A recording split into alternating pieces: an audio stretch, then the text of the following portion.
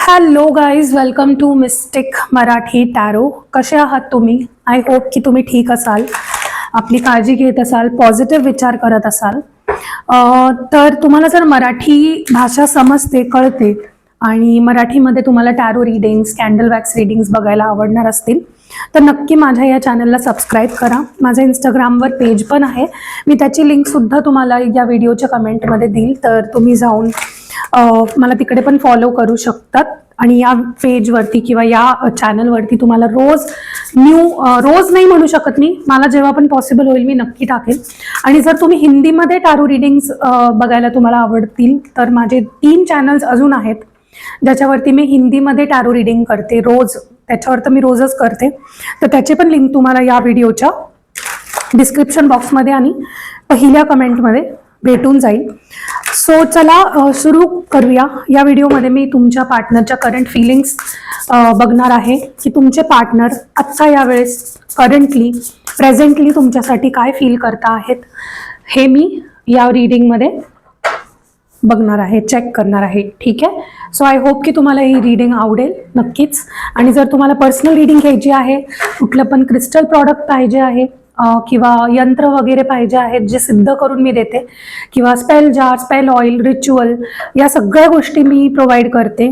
आणि आता special 1/1 portal जो येणार आहे 1 जानेवारीला, त्याची रिच्युअल जर तुम्हाला करायची असेल, ती बुक करायची असेल, किंवा फुल मून जो नेक्स्ट मंथमध्ये येणार आहे त्याची रिच्युअल जर बुक करायची असेल ते पण तुम्ही बुक करू शकता. चला सुरू करूया. बघूयात की तुमचे पर्सन आत्ता तुमच्याबद्दल काय फील करता आहेत. ओके. सो त्यांच्याबद्दल विचार करा जेणेकरून आपण त्यांची एनर्जी पिक करू शकू. ओके. चला या कार्ड्सला क्लॅरिफाय करू.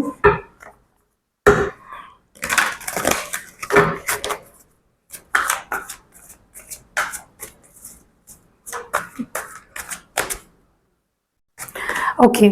सगळ्यात पहिले मला जे इकडे दिसतं आहे ते हे आहे की कुठे ना कुठे जर तुमच्या पार्टनरनी तुमच्यापासून ते दूर गेले आहेत किंवा त्यांनी तुमच्याशी बोलणं बंद केलं आहे, किंवा टेक्निकली जर त्यांनी नो कॉन्टॅक्ट, सेपरेशन किंवा ब्रेकअप केलं आहे तुमच्याशी, तर मला नाही वाटत की हे बघा, पहिले त्यांचं इंटेन्शन असं होतं, त्यांना असं वाटत होतं की ते खुश राहतील तुमच्याशिवाय, तर तुमच्यापासून दूर जाऊन.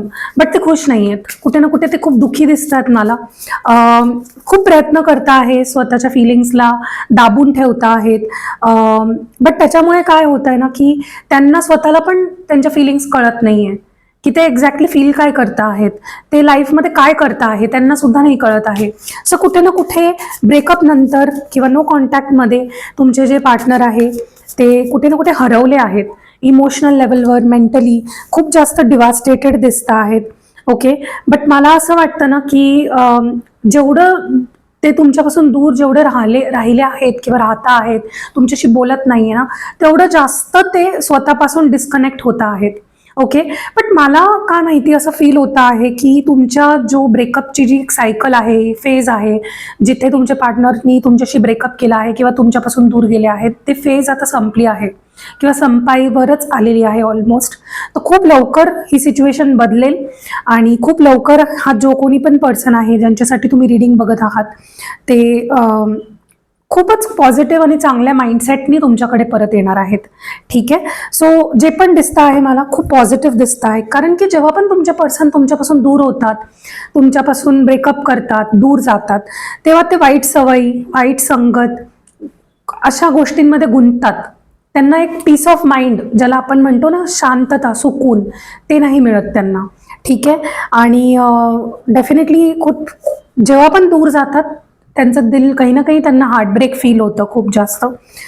सो डोंट वरी, मला वाटतंय खूप लवकरच हे पर्सन तुमच्याकडे परत येणार आहे. त्यांना असं वाटतं आहे की ते डिझर्वच नाही करत तुम्हाला, कारण की आजपर्यंत त्यांनी तुम्हाला फक्त दुखवलं आहे, त्यांनी फक्त स्वतःला इम्पॉर्टन्स दिली आहे, स्वतःच्या इगोला कुरवाळत बसले आहे. ठीक आहे. त्यांना असं वाटायचं ते खूप महान आहे आणि तुम्ही काहीच नाही आहात, किरकोळ आहात. त्यांनी नेहमी तुम्हाला फॉर ग्रांटेड घेतलं, तुमच्या फिलिंग्सला फॉर ग्रांटेड घेतलं. पण आता त्यांची इच्छा होते की तुम्हाला माफी मागावी, कारण की त्यांना जे पहिले स्वतःबद्दल वाटायचं ना की ते खूप महान आहे, खूप ग्रेट आहे, तुम्ही त्यांना डिझर्व नाही करत, हे आता उलटं झालं आहे. आता त्यांना असं वाटायला लागलं आहे की महान तर तुम्ही आहात आणि तुम्हीच होतात पहिल्यापासून, कारण की तुम्ही त्यांच्यावर एका खऱ्या मनाने प्रेम केलं नेहमी. कुठे ना कुठे तुम्ही त्यांना जसे आहात तसे ॲक्सेप्ट केलं, त्यांच्या चुका तुम्ही खूप पदरात घातल्या. सो डेफिनेटली त्यांना आता असं वाटायला लागले की ते तुम्हाला डिझर्व पण करत होते की नाही. ओके, त्यांना आता तुम्ही खूप जास्त हो शकतं की तुम्ही आता त्यांच्याशी बोलत नाहीये किंवा त्यांनीच तुम्हाला ब्लॉक केला आहे किंवा ते स्वतःच तुमच्याशी दूर झाले, तर तुम्ही पण एक शेलमध्ये निघून गेले. तुम्ही स्वतःला खूप सिक्रेट बनवून घेतलं, तुम्ही कोणाशी बोलत नाही आहात, काहीच करत नाही आहात. ठीक आहे, आणि त्यांना आता ती क्युरिओसिटी लागून राहिली आहे की तुम्ही काय करता आहात, तुमच्या लाईफमध्ये काय होतं आहे, तुम्ही कसे आहात. ओके, त्यांना जाणून घ्यायचं आहे. क्युरिओसिटी डेफिनेटली वाढली आहे आणि त्यांच्यातला जो इगो होता, जो काय म्हणतात त्याला मराठीत, जो एक गुरूर, मला त्याचा मराठी शब्द नाही आठवत आहे, गर्व स्वतःवरती जो होता तो त्यांचा डेफिनेटली चकनाचूर झाला आहे. आता त्यांच्यात गर्व बिलकुल पण नाही आहे, त्यांना गर्व आहे तुमच्यावर. ओके, अजून बघूयात काय येतं.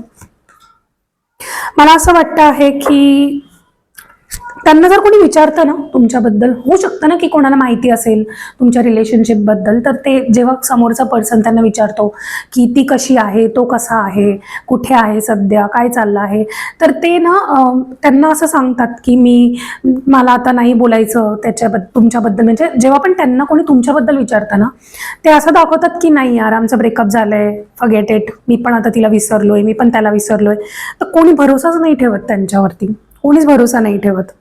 ओके, कारण की तुमच्यातली केमिस्ट्री लोकांनी बघितली आहे, तुमच्यातलं प्रेम लोकांनी बघितलंय, तुमच्यातलं वेडेपणा एकमेकांसाठी लोकांनी पाहिलाय.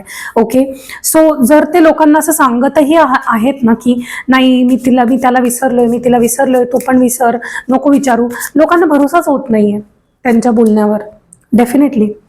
कारण की लोकांनी तुम्हाला एकमेकांबरोबर खूप खुश पाहिलंय, लोकांनी तुम्हाला एकमेकांसाठी काय काय नाही करताना पाहिलं आहे. तर डेफिनेटली लोकांना माहिती आहे, लोक तर वेडे नाहीये ना, लोकांना माहिती आहे तुम्ही किती सिरियस होता एकमेकांवरती. जर तुमचे पर्सन आज लोकांना असं सांगतायत की नाही तिच्याशी तर माझा ब्रेकअप झाला, आता संपलं आहे, हे येते, तर लोक भरोसा नाही ठेवत आहेत, नाहीच होत आहे लोकांना भरोसा. ओके, कुठे ना कुठे मला असं पण वाटतंय की त्यांना खूप जास्त एकटेपणा जाणवतो आहे तुमच्या शिवाय. त्यांना खूप सॅड वाटतं आहे, खूप दुःखी झालेले दिसत आहेत मला.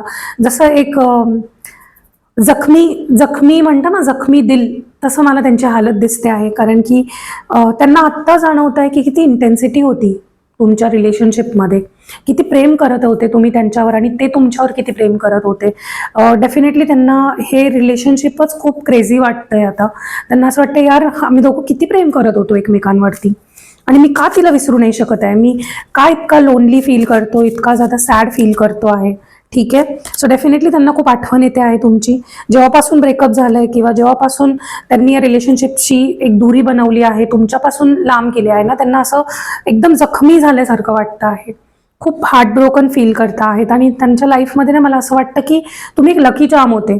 जेव्हा तुम्ही त्यांच्यासोबत असायचे, त्यांना कामं मिळायचे, त्यांचं सगळं चांगलं चालतं, ते खुश राहतात, पॉझिटिव्ह राहतात, पीसफुल राहतात, त्यांचं कामात लक्ष लागतं, सगळ्या गोष्टी होतात. आणि जसे ते तुमच्यापासून दूर होतात तसं त्यांच्या लाईफमध्ये एक बॅड फेज सुरू होतो, बॅड लक सुरू होऊन जातो.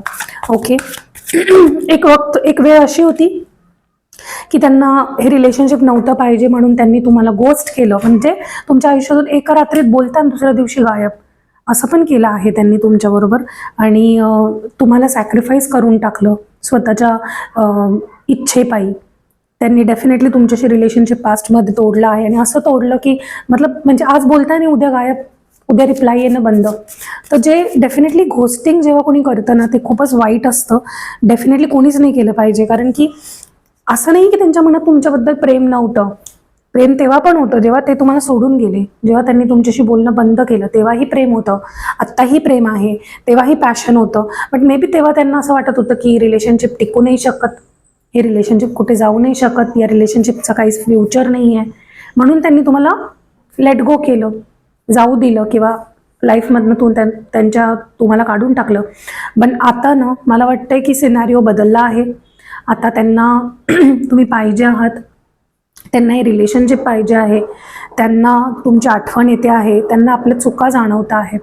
ओके, सो डेफिनेटली तुम्ही एक्सपेक्ट करू शकतात की हा जो पण पर्सन आहे हे जरी दुनियाला दिखावा असं दाखवत असेल की मी खुश आहे, मला तिचं नाव पण नाही घ्यायचं, त्याचं पण ते खुश नाही आहे, ते बिलकुल पण खुश नाही आहेत तुमच्याशिवाय. तर तुम्हाला पण जर असं तुमच्या मनात जरी हा डाऊट येत असेल की माझे पर्सन माझ्याशिवाय खुश आहे, दे नॉट हॅपी.